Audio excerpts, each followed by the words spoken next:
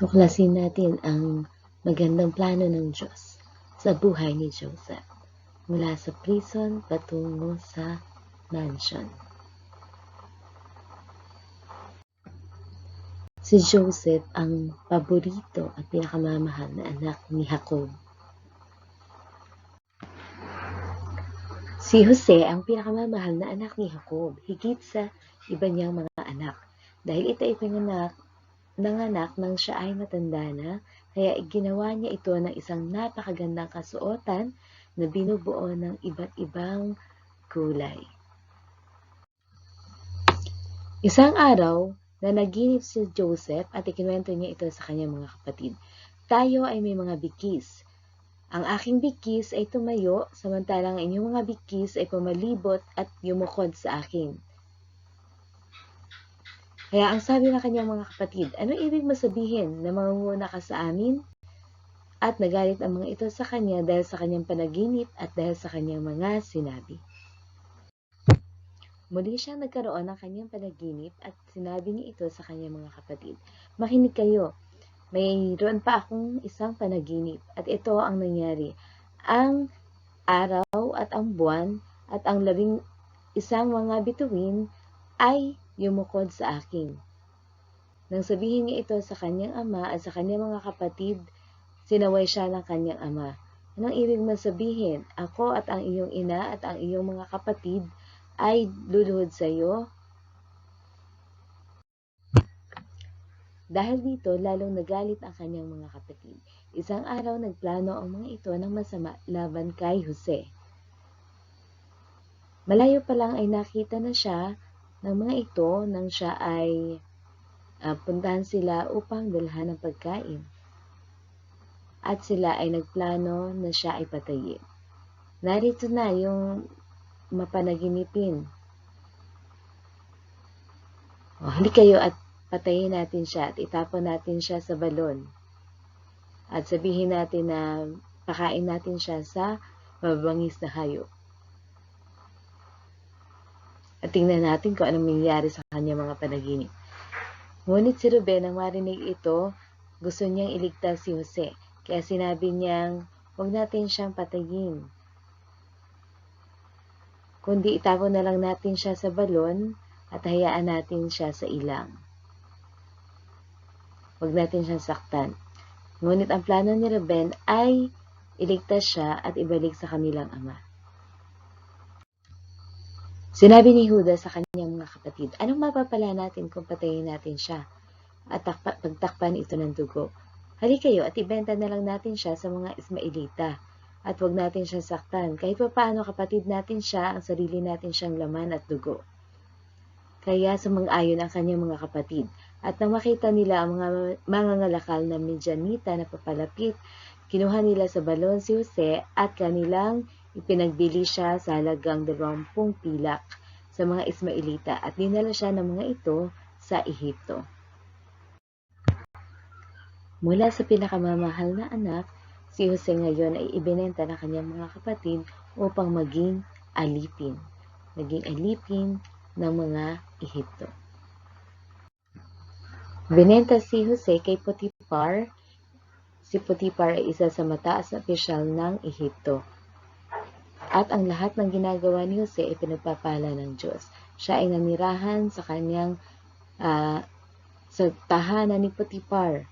At nakita ni Potiphar ang kabutihan ng Diyos kay Jose na ang lahat ng kanyang ginagawa ay pinagpapala. Kaya pinagkatiwalaan niya ito at itinalaga bilang punong tagapamahala sa kanyang tahanan, maging sa kanyang bukidin at sa lahat ng kanyang pagmamay-ari. At pinagpala ng Diyos ang tahanan ni Potiphar dahil kay Jose. Dahil si Jose ay makisig at matipuno, umibig ang asawa ni Potiphar kay Jose at niyaya siya nito na sumiping sa kanya. Ngunit si Jose ay tumanggi.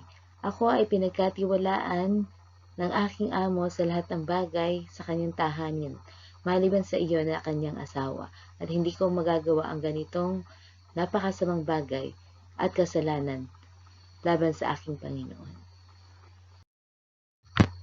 Si Jose ay humarap sa isang pagsubok at hindi siya nagkasala laban sa Panginoon. Nanatiling ang kanyang integridad at katapatan at ang kanyang pagsunod sa kalooban ng Diyos.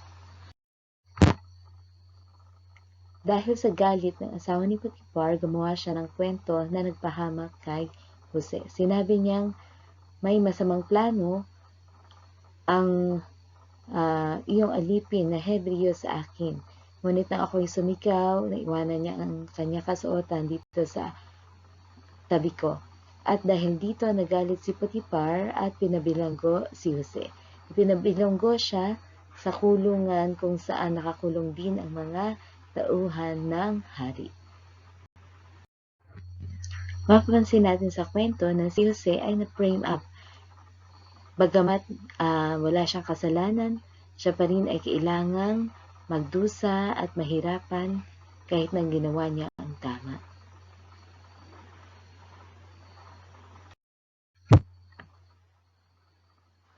At nanaginip ang cupbearer o tagatimpla ng inumin ng Paraon.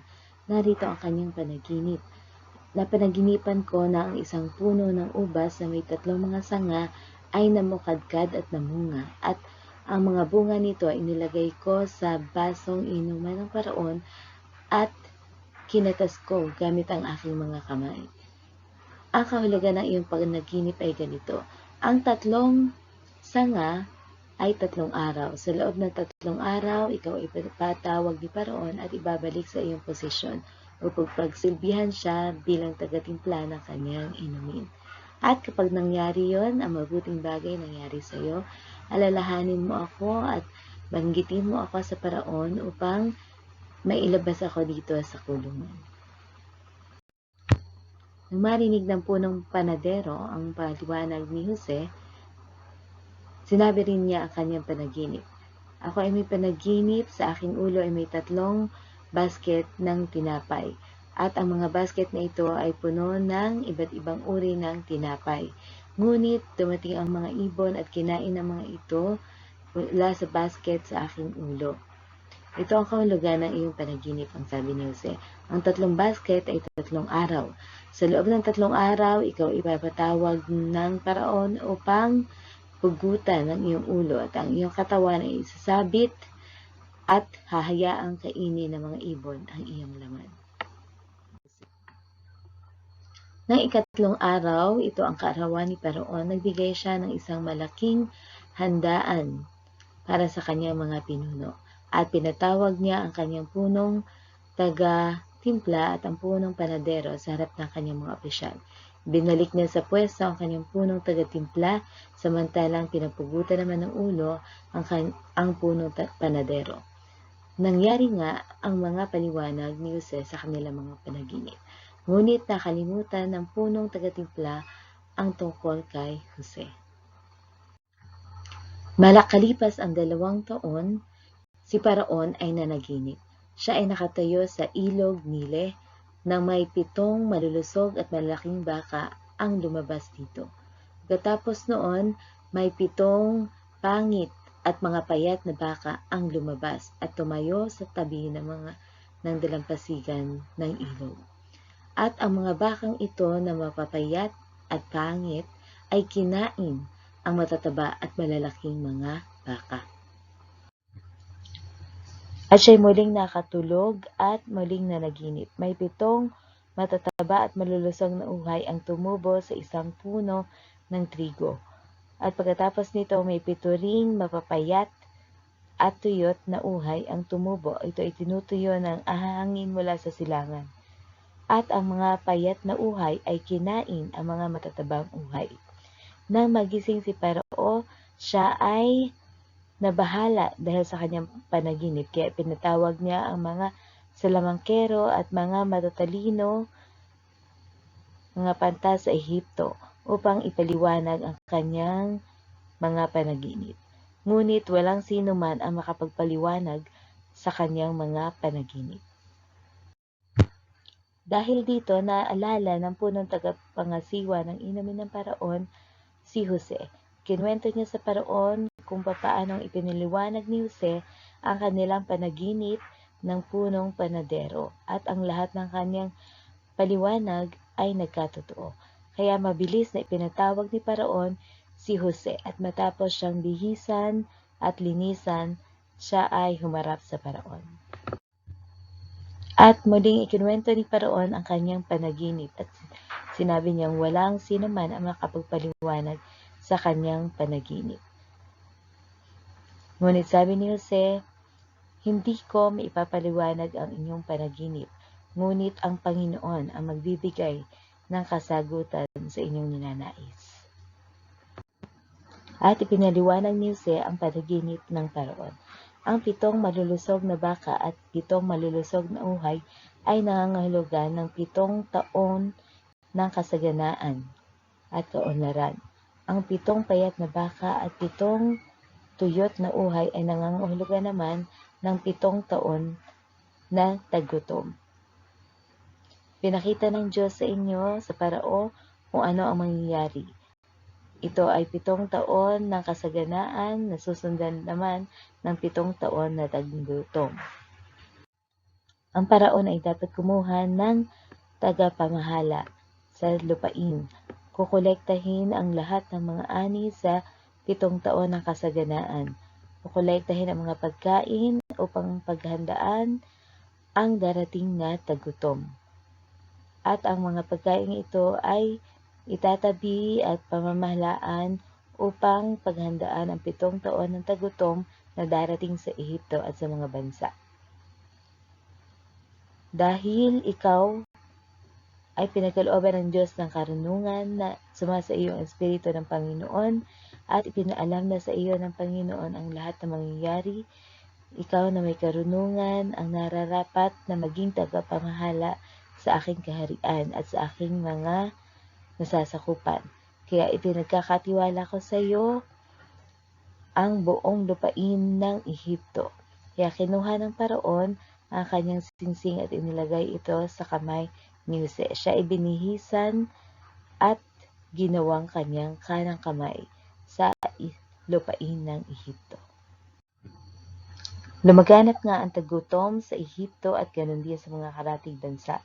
Kaya binuksan ni Jose ang mga kamalig na naglalaman ng mga pagkain at nagbenta ang mga ito sa Ehipto. Ganon din ang mga karatig lugar ay pumunta rin sa Ehipto upang bumili ng mga pagkain. Dahil lumaganap ang tagutom sa lahat ng mga bansa. Pumunta din sa Ehipto ang mga kapatid ni Jose upang bumili ng pagkain. Nakilala niya agad ang mga ito, ngunit hindi siya nakilala ng mga ito. Kaya tinanong niya ang tungkol sa pamilya ng mga kapatid at naikwento nila ang tungkol sa kanilang bunsong kapatid na si Benjamin. Kaya pinagbintangan ni Jose ang kanyang mga kapatid na espiya at ipinakulong ang isa sa mga ito at inutusang dalhin si Benjamin sa kanya. Sa pagbabalik ng mga kapatid ni Jose kasama si Benjamin, naghanda siya ng salo-salo kasama ng mga ito at kumain siya kasama ng mga ito. Ngunit nang pauwi ng mga ito, sinubok niya ang kanyang mga kapatid. Inilagay niyang muli ang mga bayad nito sa kanilang mga sako at ganon din itinago ang isang basong pilak sa sakong lalagyan ni Benjamin. At pinagbintangan ito na magnanakaw. Ngunit pinagtanggol siya ng kanyang mga kapatid at sinabi ng mga ito na sila na lang ang kunin sa kapalit ng kanyang mga kapatid sapagkat hindi makakayanan ng kanilang ama na hindi maibalik ang kanilang bunsong kapatid. Naunawaan ni Jose na nagbago na ang kanyang mga kapatid, kaya siya ay galak na galak at hindi na niya nakayanan ang kanyang sarili at siya ay nagpakilalan na sa mga ito. Niyakap niya ang kanyang mga kapatid at nagagalak siyang makita ang mga ito. Inanyayahan rin niya ang mga ito na manatili at tumira sa Ehipto kasama ng kanilang ama at ng mga pamilya, sapagkat dahil sa tagutom sila ay mahihirapan. Kaya sila ay pangangalagaan ni Jose at sinabi niya na ito ay plano ng Diyos na siya ay dumanas ng mga bagay na ito upang siya ay mauna na sa Ehipto upang paghandaan at tulungan ang kanyang pamilya sa panahon ng tagutom. Sabi sa Romans 8:28, ang lahat ng mga bagay ay nagkakalakip na gumagawa para sa kabutihan ang lahat ng nagsisiibig sa Diyos, sa mga tinawag ng naaayon sa kanyang layunin. Naunawaan ni Jose ang layunin ng Diyos sa kanyang buhay. Kaya ginamit ng Diyos ang lahat ng mahihirap at masakit na pangyayari sa kanyang buhay upang matupad ang kanyang dakilang layunin kay Jose, ang maging tagapagtaguyod ng kanyang pamilya at tagapagligtas sa panahon ng tagutom. Hindi natinag si Jose sa lahat ng mga hirap at pagsubok na kanyang pinagdaanan dahil alam niyang may dakilang layunin ang Diyos sa kanyang buhay. Anong matututunan natin sa kwento at kasaysayan ni Joseph? Una, makikita natin na kasama ni Joseph ang Panginoon. Kaya sa lahat ng kanyang mga ginagawa, ito ay pinagpapala at pinauunlad ng Diyos. Si Joseph ay matatag at napagtagumpayan niya lahat ng mga pagsubok at maging ang tukso sa kanyang buhay. Hindi siya nagkasala sa Panginoon. Ganon din si Jose ay nananangan sa karunungan nagmumula sa Diyos. Makikita rin natin na si Jose ay matyagang naghihintay sa katuparan ng dakilang plano ng Diyos na mahayag sa kanyang buhay. Mula sa isang paboritong anak, kinasuklaman siya ng kanyang mga kapatid, ipinagbili at naging alipin, pinagbintangan at ipinakulong, ngunit pinakita ng Diyos ang kanyang kadakilaan sa kanyang buhay. Siya ay naging kanang kamay ng Paraot at naging tagapangasiwa ng buong Ehipto na naging dahilan upang maligtas ang kanyang buong pamilya at ganon din ang maraming mga tao.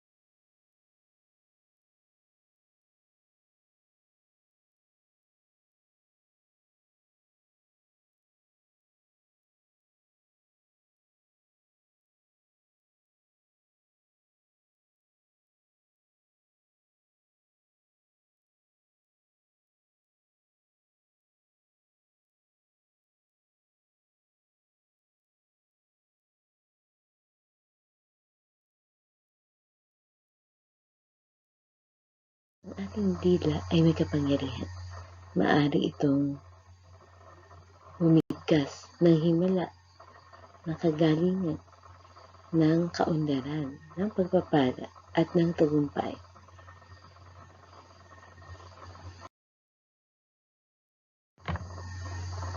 Ang sabi nga ng mga salita ng Diyos sa Kawikaan 18:21, ang salita ng tao ay makapagdiligtas ng buhay o kaya ay makamamatay. Kaya mag-ingat sa pagsasalita sapagkat aanihin mo ang mga bunga nito.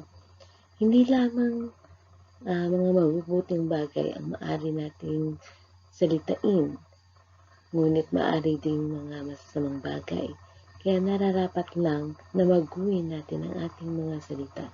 So, dapat mag-pronounce tayo ng biyaya, ng pagpapala, at ng tagumpay, hindi ang kabaligtaran nito. Aanihin mo ang mga bunga nito ng iyong mga salita.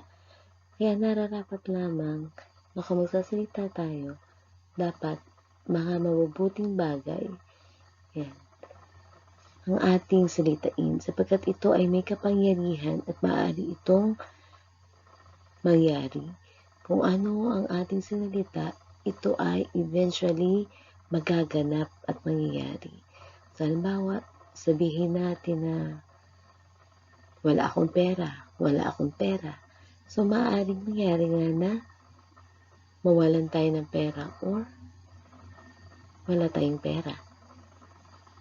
Ngunit kung sasabihin natin, nakabaligtarin ito na sapat ang biyaya ng Diyos at ang habag ng Diyos, sapat ang biyaya ng Diyos, so ito ay mangyayari sa atin.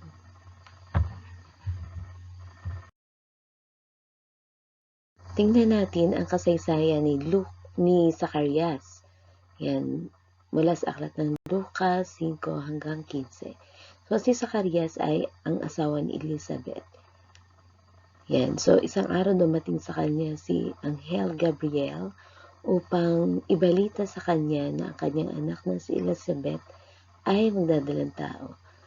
At sila'y magkakaanak at pangangalanan nila itong Juan. At siya ang maghahanda ng landas para sa Panginoong Hesus. Ngunit hindi makapaniwala si Zacarias. Sabi niya, paano ako makakapaniwala dito? Samantalang matanda na ako, ganun din ang aking asawa. Paano pa kami magkakaanak? So, kumbaga, hindi siya makapaniwala sa balitang sinabi sa kanya. So, dahil doon, sabi ni Anghel Gabriel, dahil sa kawalan mo ng pananampalataya, ikaw ay mapipipi at hindi makakapagsalita hanggang sa ang lahat ng sinabi ko ay magkaroon ng kaganapan. Kaya siya nga ay napipi hanggang sa ipanganak ang kanyang anak. Mapapansin natin na sa kanyang pananalita, good news na magandang malita ang sinasabi sa kanya. Ngunit kulang siya sa pananampalataya, hindi siya makapaniwala sa balitang inihatid sa kanya mula sa Panginoon. Kaya ang nangyari sa kanya is napipi siya.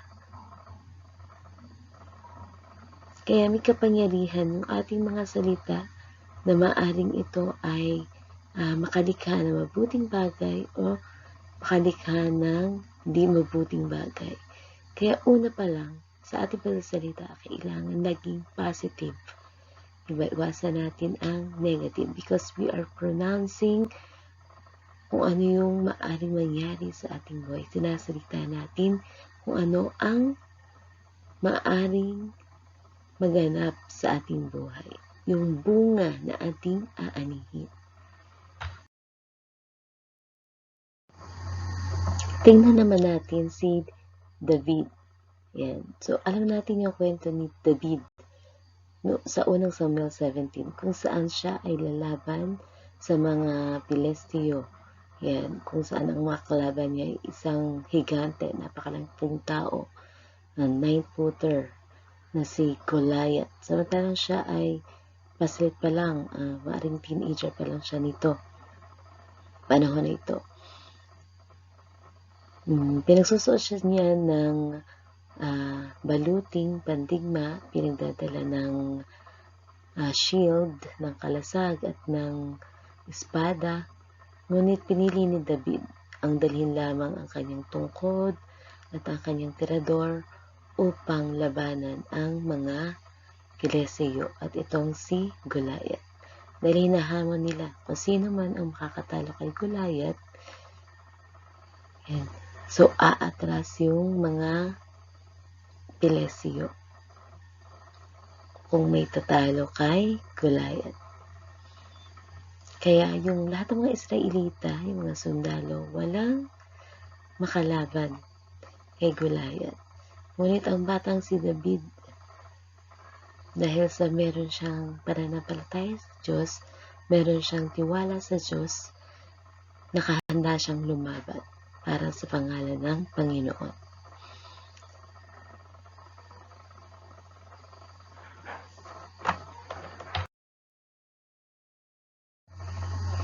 Kaya nang dumating siya doon sa lugar na yun, kasi lahat ng mga sundalo ay natatakot lumaban kay Goliath.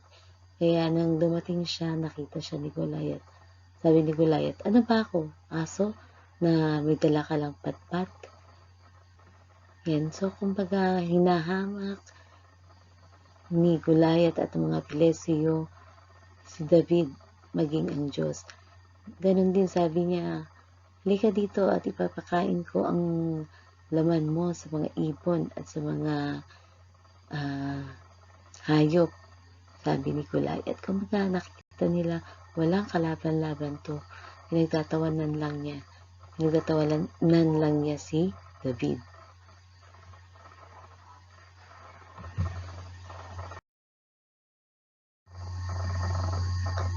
Sinabi ni David sa mga Pilesiyo, dumating kayo dito at lumalaban gamit ang mga espada at mga sibat. Ngunit ako ay dumating dito at lalaban sa inyo sa pangalan ng Panginoong Diyos, ang Diyos at ang army ng Israel na inyong minamaliit. Sa pamamagitan ng mga salita ng Diyos, makikita natin doon, sa pamamagitan ng salita ni David, na andoon yung kapangyarihan ng Diyos, na andun yung kanyang pananampalataya, yung kanyang tiniwala, na kasama niya ang Diyos, na siya ay magtatagumpay. Sa pamamagitan ng salita na niya, makikita natin na confident siya, na andun yung power, yung kapangyarihan, sa pamamagitan ng pananampalataya. Kung naniwala lang siya sa mga sinasabi ng iba na hindi mo kaya yan, yung higante na yan, bata ka pa, diba? Wala kang magagawa. Kung naniwala lang siya sa mga negatibong bagay na sinabi sa kanya, hindi siya lalaban. Ngunit dahil ang pinaniniwalaan niya ay ang kapangyarihan ng Diyos, na siya ay magtatagumpay, kaya siya ay lumaban. Lumalaban siya sa ngalan ng Panginoon. Yan, sabi niya, ang araw na ito, ngayong araw na ito, ang Diyos ay ibibigay kayo sa aming mga kamay. Kaya ikaw, Goliath, ay pupugutan ko ng ulo ngayong araw na ito. Yan, at kayo ang papakain ko sa ibon at sa mga mababangis na hayop. Yan ang sabi ni David. At sabi niya, at ang buong mundo at ang Israel, yan, ay malalaman na ang Diyos ng Israel ang nagligtas sa amin. Yan, ililigtas kami ng Diyos ng Israel. Ang Diyos ng Israel ang magliligtas sa amin. Hindi ang mga sibat o ang espada, kundi ang Diyos ang sa amin ay magliligtas. Dahil ang laban na ito ay sa Panginoon. At siya ang magbibigay sa iyo, sa inyo, sa aming mga kamay. Yun ang proclamation ni David. Yun ang kanyang paniniwala. Yun ang kanyang pananampalataya. At ito nga ay nangyari. So sa isang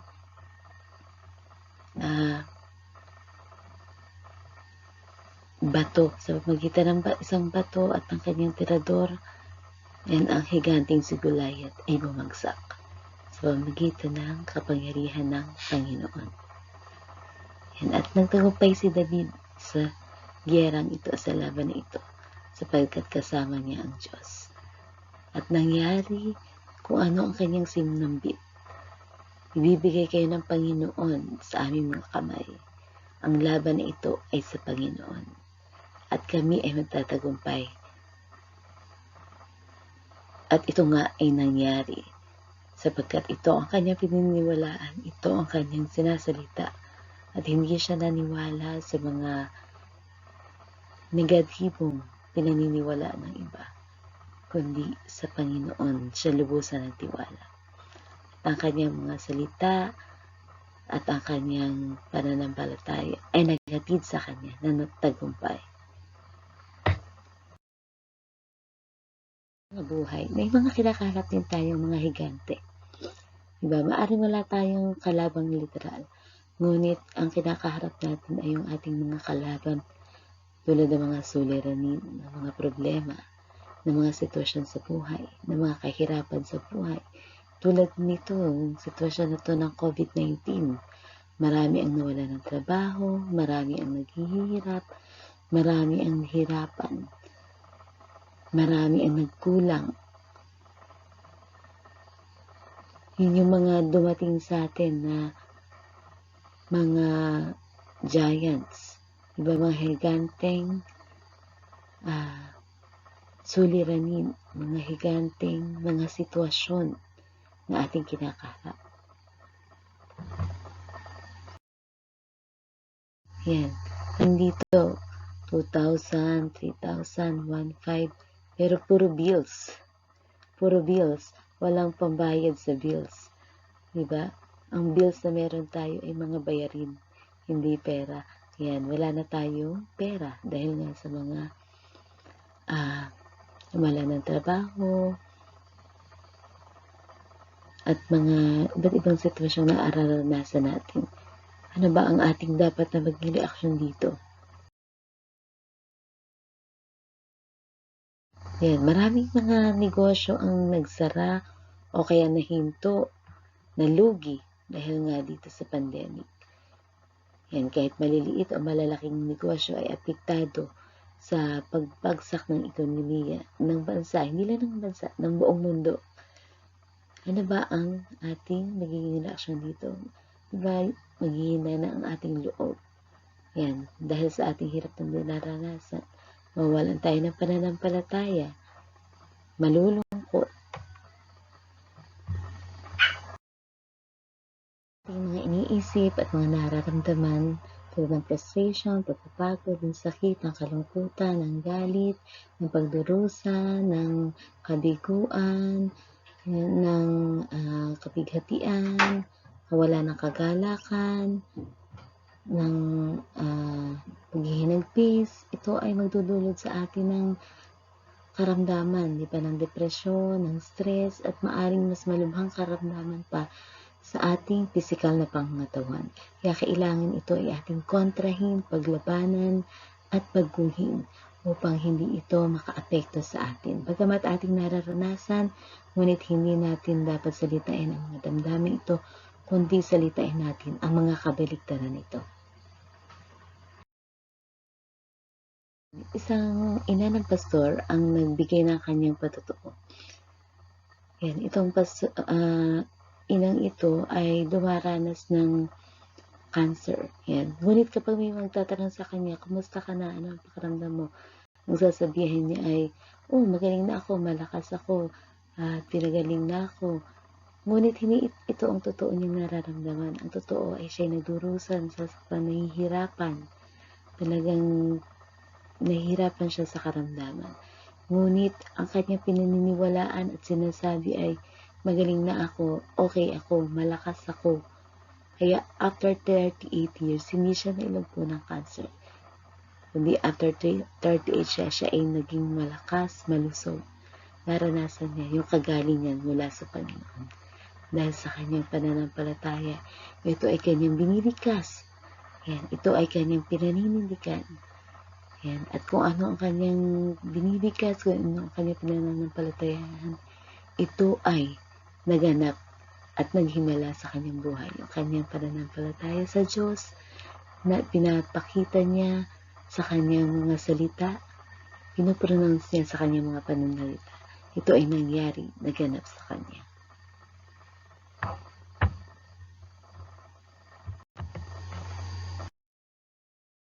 Sabi nga, ang mabubuting mga pananalita ay tulad ng mga pulot. Yan, tulad ng pulot-pukyutan. Ito ay makabubuti sa iyong spirito at kagalingan sa iyong pangangatawan. Kaya patuloy nating sabihin ang magagandang bagay. Yan, tulad nun sa may karamdaman. Hindi natin alam, hindi niya alam kung ano ang mangyayari sa kanya, kung siya nga ba ay gagaling, kung siya nga ba ibubuti, ngunit siya ay patuloy na nananampalataya. Pinopronounce niya ito araw-araw. Pinopronounce niya yung kagalingan. At naranasan niya yung kagalingan. Naranasan niya yung himala dahil ito ang kanyang pinaniwalaan, ito ang kanyang sinabi, at ito nga ay naganap sa kanya.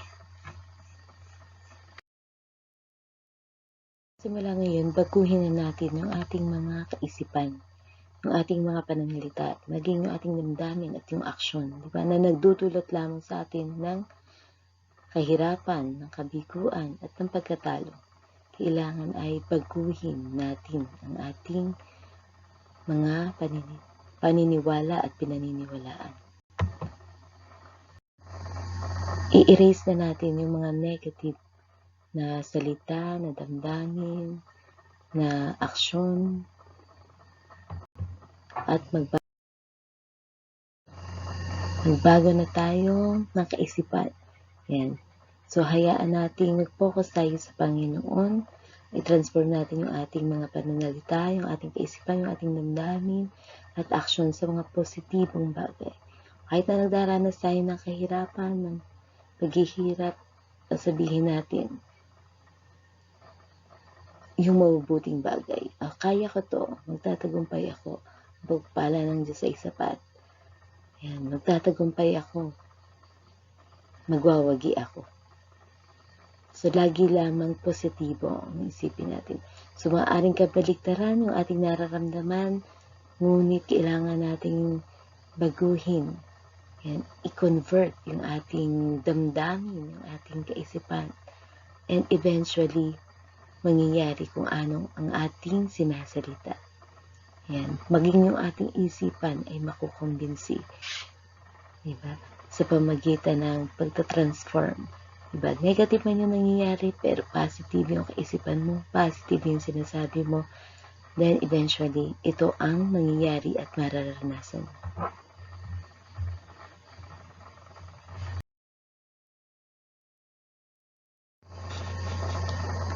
Ngayon, ipanalangin na natin at i-pronounce natin. Hayaan natin yung ating mga pananalita ay maging positibo. Yan, yung ating mga kaisipan at damdamin ay maging positibo. At ganun din yung ating mga aksyon. At hayaan natin na ang kapangyarihan ng Diyos ang magbago sa ating buhay tungo sa pagpapala, sa biyaya, sa pagtatagumpay, sa kaunlaran.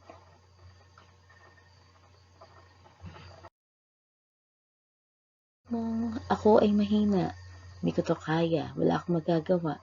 Ngunit ang sabi ng Panginoon, kaya mo ang lahat ng bagay dahil siya ang magbibigay sa iyo ng lakas. Kaya sabihin, I can do all things because God strengthens me. Kaya ko ang lahat ng bagay dahil ang Diyos ang magpapalakas sa akin.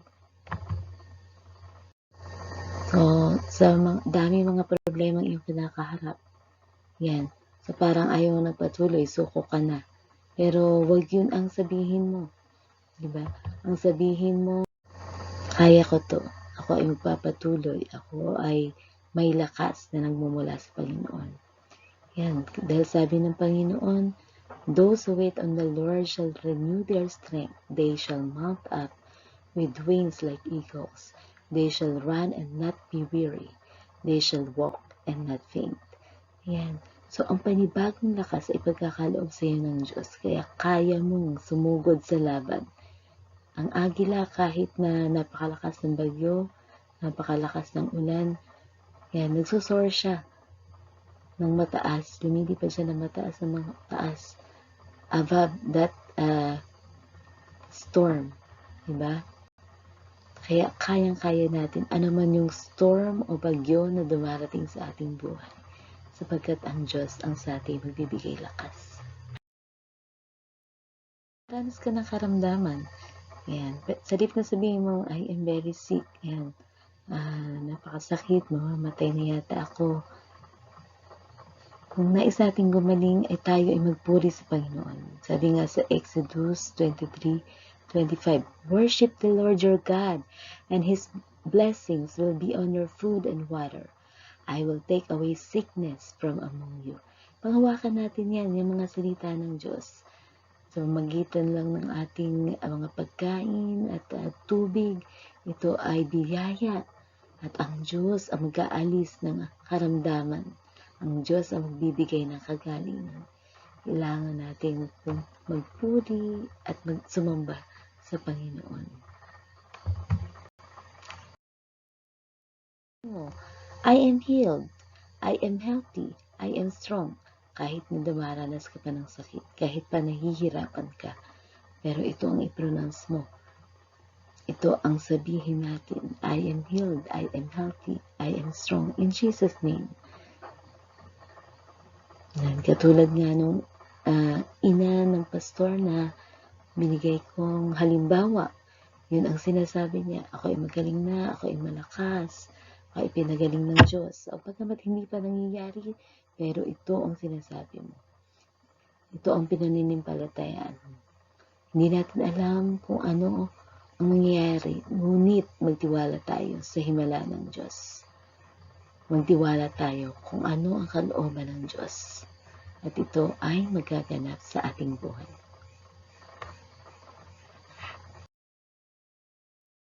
Hama ng buhay, nararanasan natin tayo ay natatakot. Diba, parang hindi natin kaya.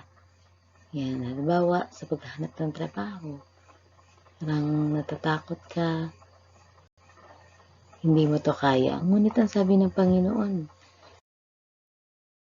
huwag kang matakot. Fear not, for I am with you. Be not dismayed, for I am your God. I will strengthen you. Yes, I will help you. I will uphold you with my righteous right hand. Kaya huwag kang sabihin mo, hindi ako natatakot, ang Diyos ay kasama ko. Ano man ang problema na iyong kinakaharap, ano man ang sitwasyon na iyong dinaranas, huwag kang matakot dahil kasama mo ang Diyos.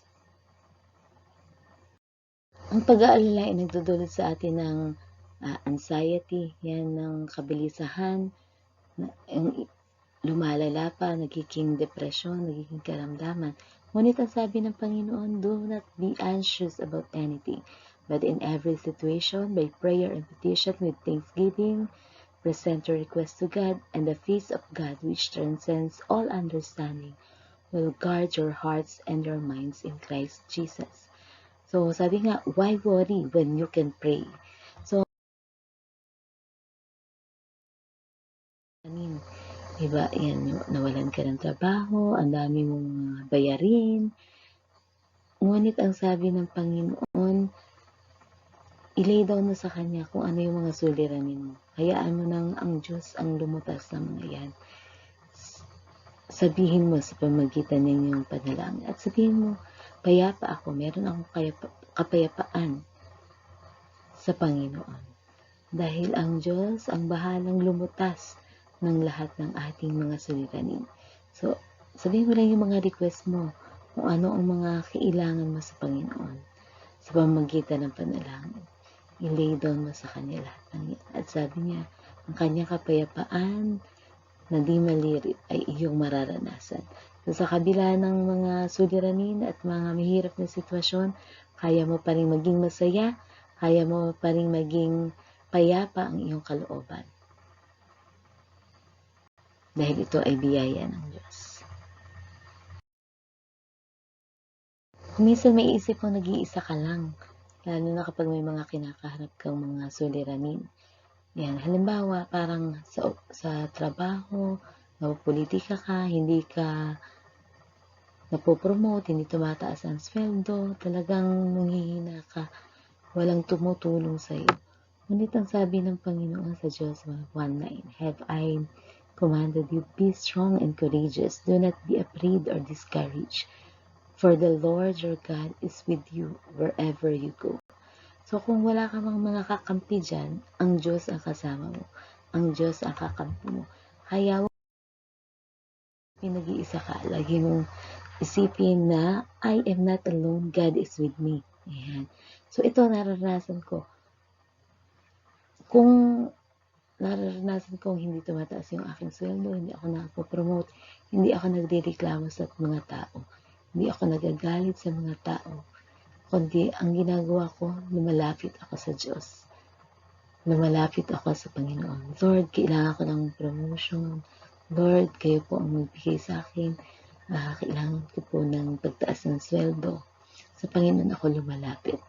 At ang Diyos ang nagbibigay ng promotion. Ang Diyos ang nagtataas ng ating sweldo.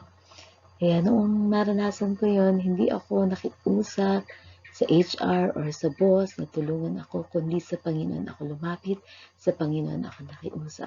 Hindi ako nagreklamo sa aking kumpanya kung bakit mababa ang sweldo, kundi sa Diyos ako nakiusap, sa Diyos ako lumapit. At ang Diyos ay tumugon. Ang Diyos ang nagtaas ng aking sweldo.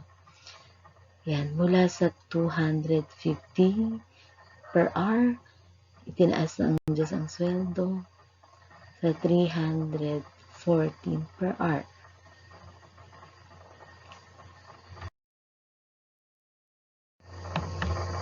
Sabi nga po, ang ating laban ay hindi sa mundong ito, kundi yung laban ng kahirapan, yung mga pagsubok.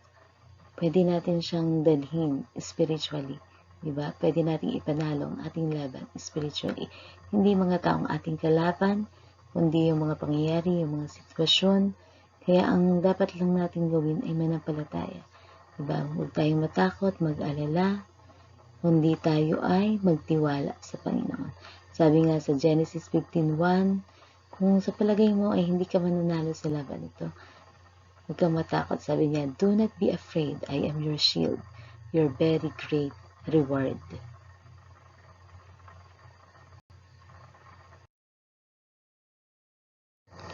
Ang Diyos ang lalaban para sa atin. Kaya sabihin mo, I can win this battle. God is my shield. Yan, tulad ni David, di ba? Ang Diyos ang kanyang tagumpay. Ang Diyos ang bibigay sa kanya ng tagumpay.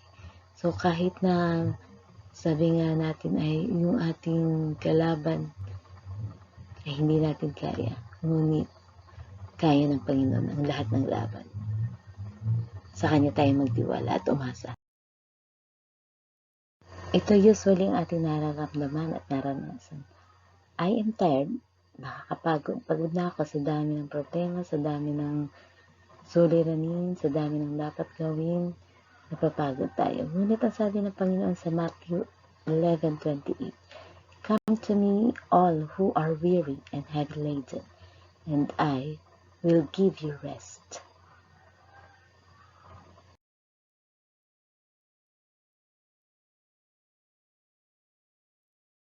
So, salit na sabihin natin pagod na ako, suko na ako, sabihin natin, I will rest in God's love. And the Lord will give us rest. Maging sa ating mga sarili, sa ating mga physical na hitsura o kaanyuan, meron din tayong mga pagkukulang na nakikita, diba? So, maaring hindi ka matangkad, hindi ka maganda, hindi makinis, hindi gwapo. Yan. Ngunit ang sabi ng Panginoon sa halip na yun ang isipin mo, yung mga negatibong bagay. Sabi mo sa iyong sarili, I am wonderfully made. Yan. Kaya magpuri tayo sa Panginoon. I will praise thee, for I am fearfully and wonderfully made. Marvelous are thy works, and that my soul know right well. Yan. Pagpasalamat natin sa Diyos ang kabutihan sa pagkakalikha sa atin, at ang isipin natin ay yung ating mga magagandang qualities. Huwag yung mga negative qualities, but the good qualities. Mararamdaman mo walang nagmamahal sa'yo, diba? Pero hindi mo ito dapat isipin. Ang sabihin mo at isipin mo, God loves me. Sabi nga ng Diyos, for God so loved the world that He gave His only Son, so that everyone who believes in Him may not perish, but may have eternal life. So, mahal tayo ng Diyos at hindi niya tayo gustong mapahamak. Kaya yung iba, nadidepress, nagpapakamatay, nagda-drugs, dahil iniisip na wala nagmamahal sa kanila. Ngunit, ang layunin ng Diyos sa atin ay magkaroon tayo ng buhay na walang hanggan at hindi mapahamak. dahil tayo ay minamahal ng Diyos. Sino ka man, diba? Kung ikaw man ay masama, kung ikaw man ay mabuti, mahal tayo ng Diyos. Maraming mga bagay na nagdudulot sa atin ng kalungkutan. Ngunit ang sabi ng Panginoon, delight yourself in the Lord, and He will give you the desires of your heart. Kaya ito ang sabihin at isipin natin, I delight myself in the Lord, and He will give me the desires of my heart. So, yun lang lagi ang bigkasin mo. Ano ba ang nasa ng iyong puso? Magpakasaya ka sa Panginoon. Yan. Serve the Lord. At ang Diyos ang magkakaloob sa iyo kung ano man ang iyong pinapangarap at ninanais.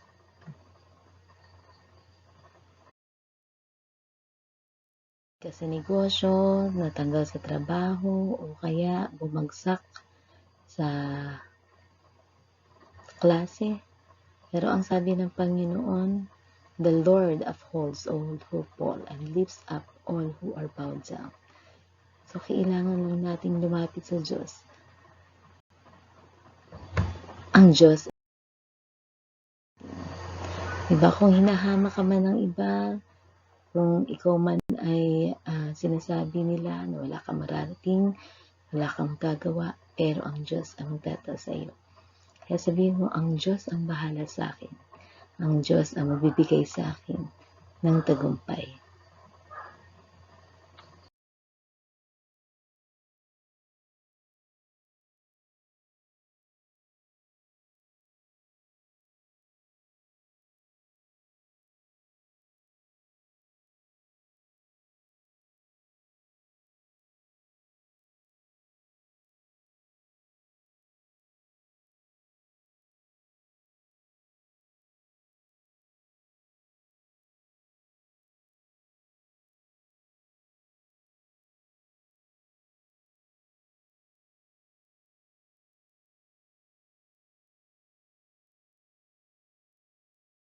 Ayan. Halimbawa, ilang beses ka nang hindi natanggap sa trabaho, ilang beses ka nang hindi na-promote.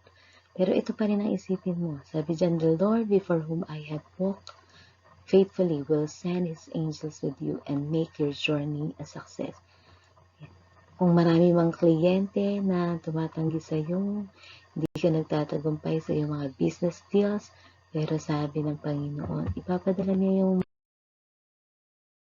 at yung iyong paglalakbay ay magiging tagumpay. So kung ano man yung journey na kinakaharap natin, asahan natin na ang Diyos ang magbibigay sa atin ng tagumpay. Kung ano man yung business deal na yan, o trabaho, o negosyong ating pinapasok, ang Diyos ang magbibigay sa atin ng tagumpay kung kasama natin siya sa journey na to. Paghawakan natin yan.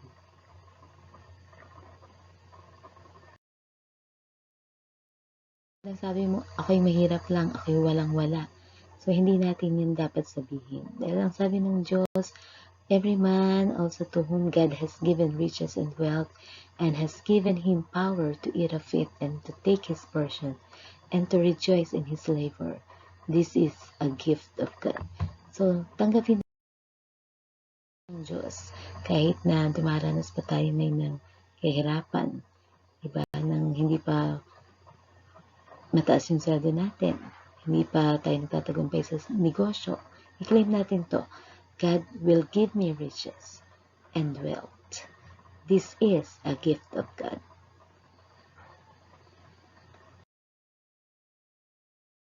Kalasan, nararamdaman natin yung kawalan ng pag-asa. Diba? Parang wala nang patutunguhan.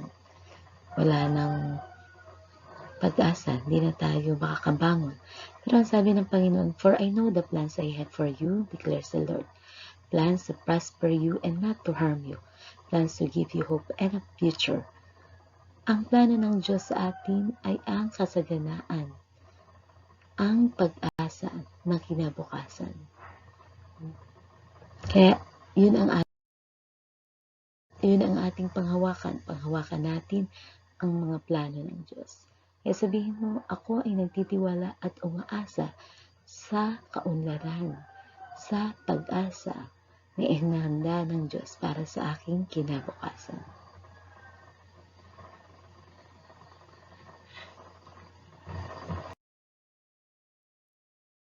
nararamdaman natin yung helpless. Walang sino mang tumutulong o makakatulong sa atin.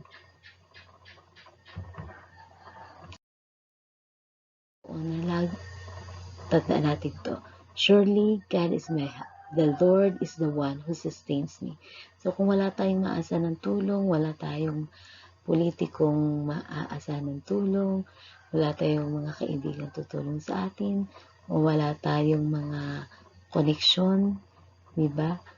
Maaring makatulong. Ito ang isipin natin. God is the King. God is the Creator. God owns everything. God is my helper. Ang Diyos ang bahalang tumulong sa iyo. God is my helper.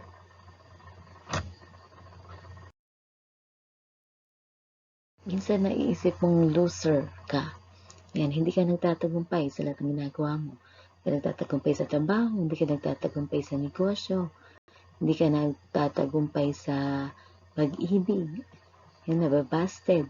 Pero ang sabi ng Panginoon, the Lord is going with you and He will give you victory. Kaya, isama mo ang Diyos kung ano man yung laban na pupuntahan mo. Kung ano man yung negosyong papasukin mo. Kung ano man yung trabahong pag-a-applyan mo.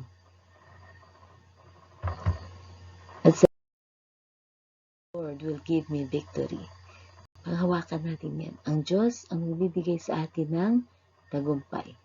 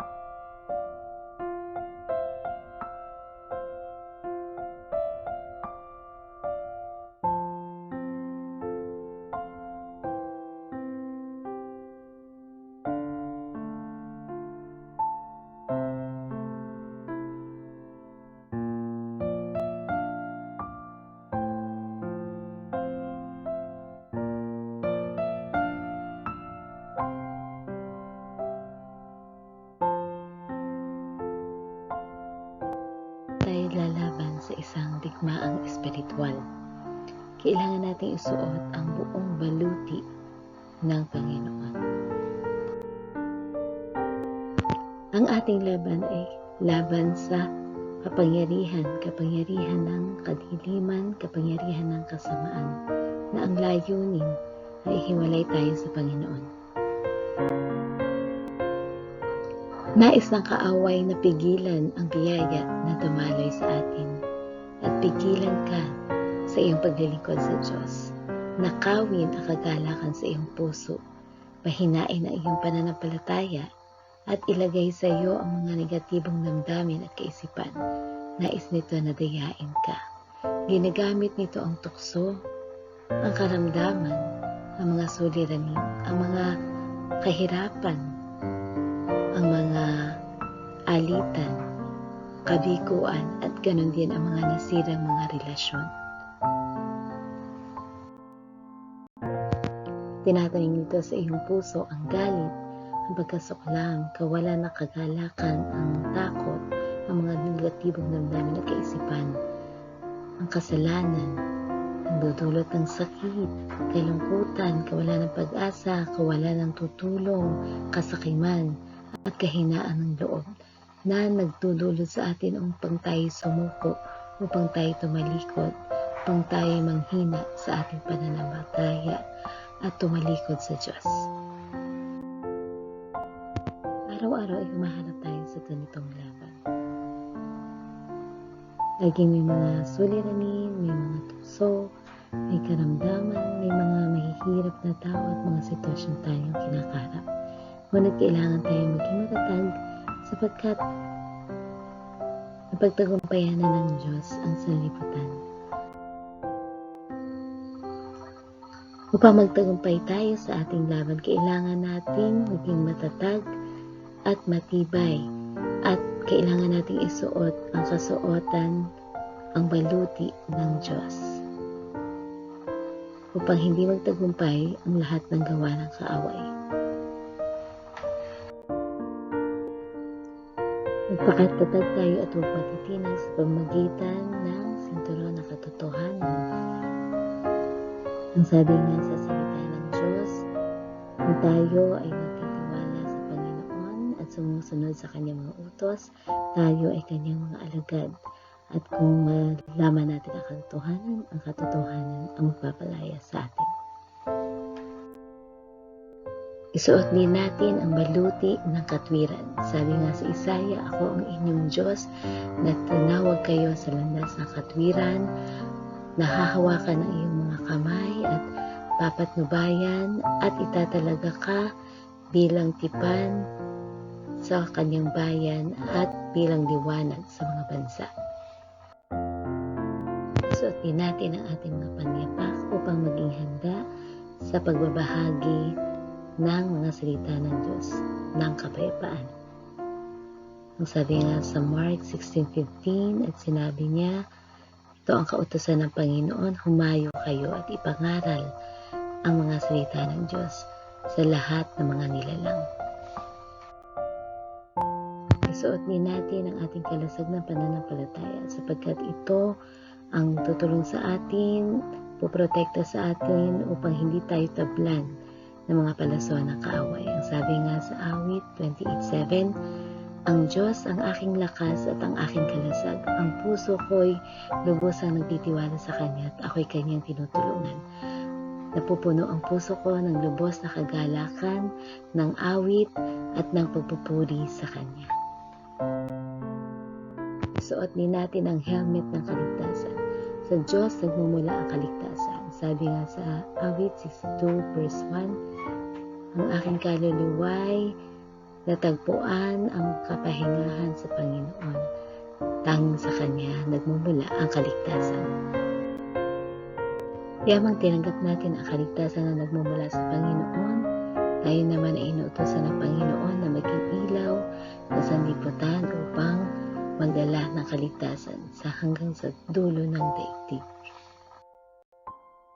Dapat rin natin palaging dalhin ang espada ng Espiritu na ang salita ng Diyos sapagkat sabi nga sa Hebrew 4:12, sapagkat ang salita ng Diyos ay buhay at mabisa at matalas higit sa anumang tabak na magkabilay talim. Ito ay tumatagos hanggang sa pinaghihiwalayan ng kaluluwa at espiritu, ng kasukasuan at ng isip, at nakatataho sa lahat ng iniisip at nilalaman ng puso.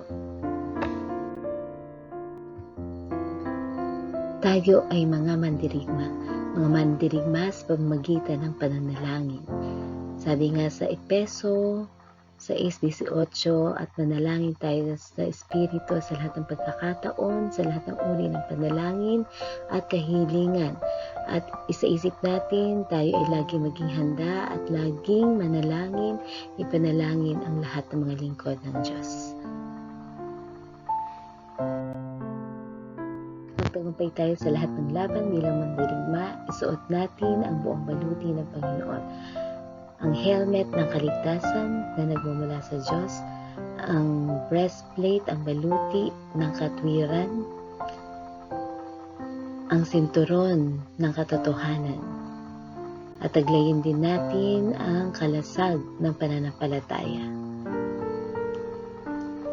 Ang espada ng Espiritu na ang mga salita ng Diyos ay lagi nating dalahin at gamitin natin ang ating mga paa upang humayo at ipangaral ang salita ng Diyos. At tayo ay maging mandirigma sa pamamagitan ng pananalangin. Bilang mandirigma, tandaan natin na ang Diyos ang lumalaban para sa atin at naipanalo na ng Diyos ang ating laban. Baliwala na ang lahat ng mga suliranin, ang lahat ng mga tukso, karamdaman, ang mga mahihirap na tao at sitwasyon. Wala itong magagawa sa atin sapagkat ang Diyos ang magbibigay sa atin ng tagumpay. Tandaan natin na sa Diyos ang mumula ang kaligtasan at pinagkalooban niya tayo ng kaligtasan at buhay na walang hanggan.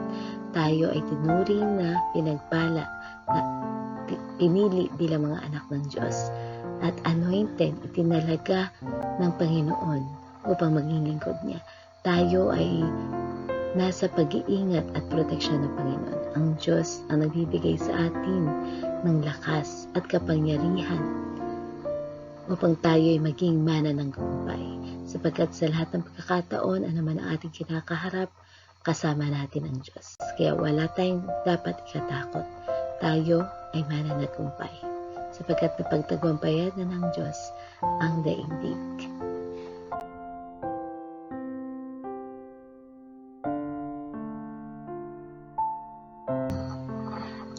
Panginoong Diyos, binubuksan ko ang aking puso, ang aking isipan at mga pandama upang lubos na maunawaan at tanggapin ang iyong mga salita, ang iyong kapangyarihan, biyaya at himala. At hinahayaan kong maghari ka at magliwanag sa aking buhay.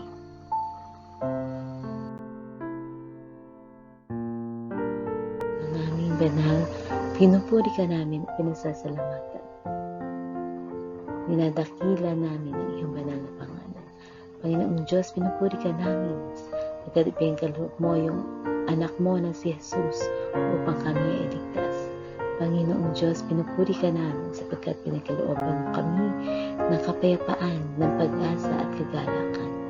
Ama naming banal, nagpapasalamat kami sa iyo dahil tinawag mo kami na iyong pinili upang iyong maging mga anak. Panginoon, nagpupuri kami sapagkat ikaw ay limitless, omniscient at omnipresent. Ikaw ang aming makapangyarihang Diyos, ang aming manlilikha, ang aming dakilang mga damot, ang aming Diyos, tinatanggap namin at inaamin namin na kami ay nagkasala sa iyo at ganon din sa aming kapwa. Dalangin po namin na patawarin mo kami, Panginoon, at pakalinisin sa lahat ng aming mga kasalanan. At ganon din naman, pinapatawad namin ang mga nagkasala sa amin.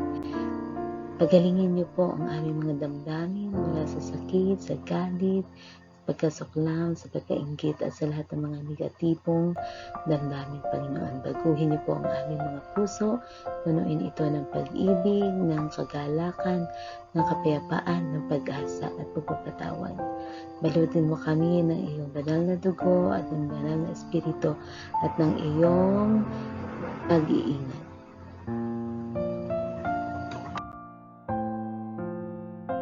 Ito kami na nagpapasalamat ng buong puso sa iyong mga kamangha-mangha at mga mabubuting gawa sa aming bubuhay. Panginoong Diyos, kami ay nagpapasalamat, buong puso nagpapasalamat sa iyong pagmamahal at pag-iingat. Salamat po sa pagpapanatili ng aming kalusugan, ng aming kalakasan at kaligtasan at ng buhay. Salamat, Panginoon, sa pagpapagaling mo sa aming mga karamdaman. Salamat, Panginoon, sa pagtataguyod at pagkakaloob mo ng lahat ng aming pangangailangan. Salamat, Panginoon, sa hindi mabilang na pagpapalang pinagkakaloob mo sa amin. Salamat, Panginoon, sa mga mabubuting tao sa aming paligid, sa aming mga kaibigan at mahal sa buhay. Salamat, Panginoon, sa pagtulong mo sa amin upang mapagtagumpayan namin lahat ng mga problema, pagsubok, mga hamon at mga kahirapan ng buhay. Maraming salamat sa iyo, O Diyos.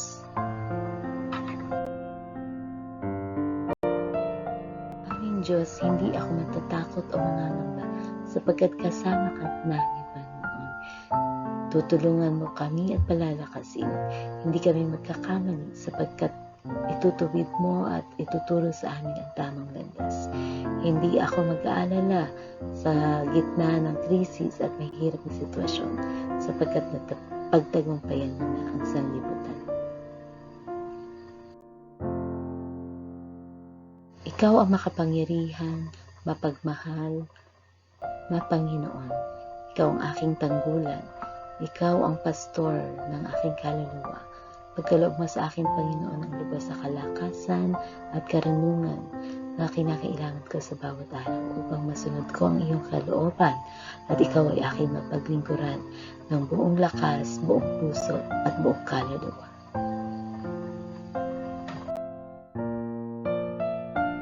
Panginoon, hayaan mo akong magpahinga sa iyong piling matapos ang mga nakakapagod na hamon at pagsubok na aking kinaharap. Aluin mo po ako ng iyong pagmamahal at kabutihan upang ako'y mapuno ng pag-asa at kapayapaan. Samahan mo ako sa aking landas na tatahakin upang ako'y maging ligtas at maging payapa sa iyong proteksyon. Diyos, ituro mo sa akin ang tamang landas na dapat kong tahakin. Tulungan mo po akong pumili ng tamang mga desisyon sa aking buhay. Itaas mo po ako kung ako ay nanghihina at punuin ang aking puso na kagalakan kung ako ay nalulungkot.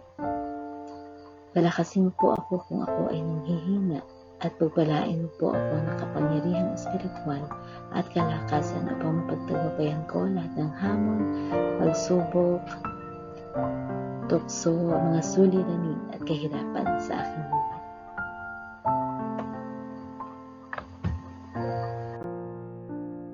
Noong Diyos, sinatanggap ko po ang kapangyarihang espiritual, ang pagpapalang pinansyal, ang kalusugan at kagalingan ko at ng aking pamilya. Tinatanggap ko po, Panginoon, ang pagtatagumpay laban sa lahat ng mga tukso, pagsubok, mga suliranin at mga hamon sa buhay. Dinideklara ko, Panginoon, na ako ay magtatagumpay at umunlad sa aking trabaho, sa aking negosyo at sa lahat ng bahagi ng aking buhay. Ako ay mananagumpay sa lahat ng bagay dahil kasama ko ang Diyos.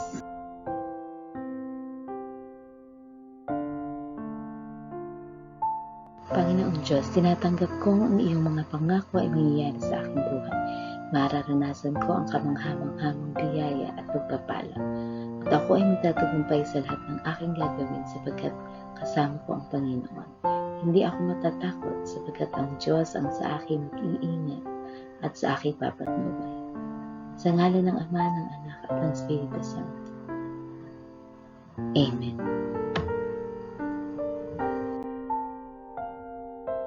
Maraming salamat po kung pinagpala po kayo sa video na to. Please subscribe po and i-share din po natin upang pati yung iba po ay mapagpala po sa mga salita ng Diyos. At i-like nyo rin po and comment.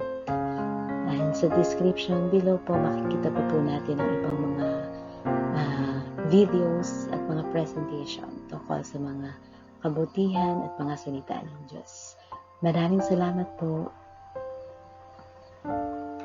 and God bless.